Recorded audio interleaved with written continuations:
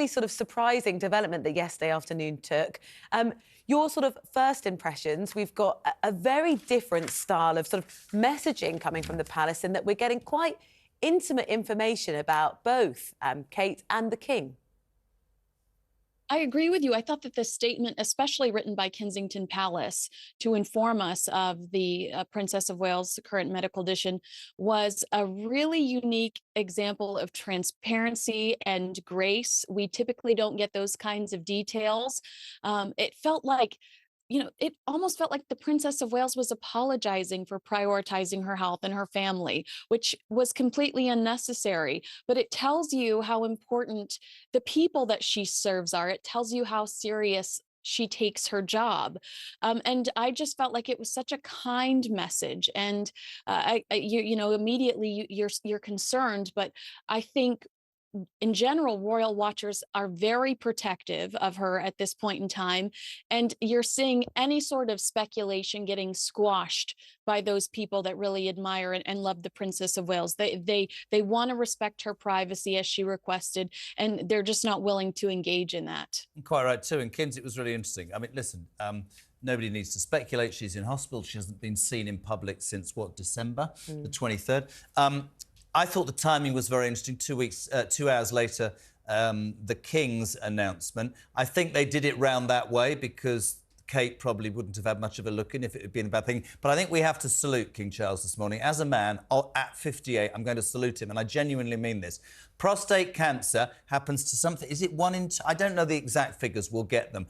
But for a king to be this candid, which will undoubtedly open the floodgates of men saying, I'm going to go and get that checked, is an amazing thing and a massive sea change from the past monarchy where things would have been told after they would happen. That's a seismic shift, isn't it, Kins? That's right. And the AP reported that the publicity around the King's surgery is seen as an opportunity to encourage other men to have their prostates checked, in line with, the typical public health advice that you receive around that age.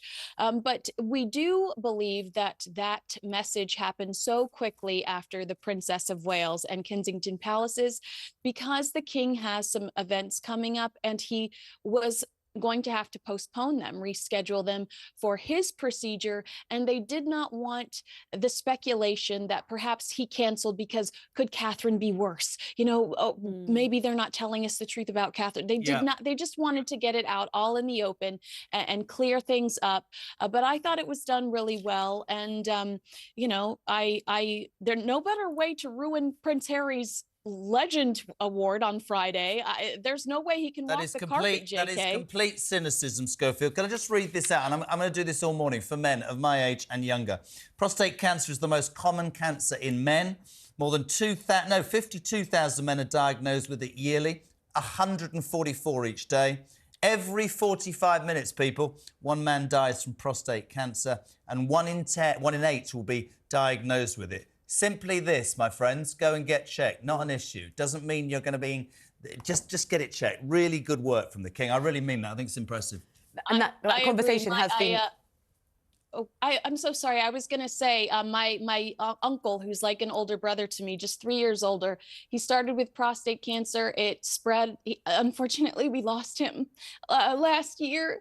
So I do agree that it's really important that you take the steps to do this. Quite right, Kin. Sorry, I didn't know that. It's absolutely spot on right. I think that highlights exactly why, Kinsey. Thank you so much for sharing that. The King will want that to be a kind of an impact of being so open about the process that he's going through. Interestingly, the palace have said, look, the King's not going to need a stand-in. It pretty much is going to be business as normal.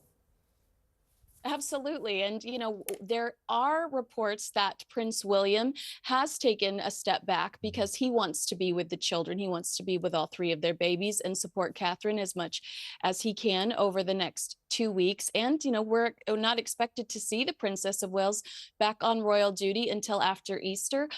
So, he's going to be busy. He's going to be supporting his brood. And I applaud him for that. I think it's actually quite refreshing that, and I love your honesty there, Kins, because men are famously not wanting to go to doctors, but that's the way the world is, and you have to. It doesn't mean it's going to be bad news. I had testicular cancer, and it was the most frightening thing in the world. But you you can get through this. So if the one message from this is go and get yourself checked. And for them, yeah, I just think that the Prince and Princess of Wales, I think they garner real loyalty and they garner real love the way they are, and we wish them all the best. Kins, thank you for sharing that. Really, really appreciate that. Thank you for joining us as ever.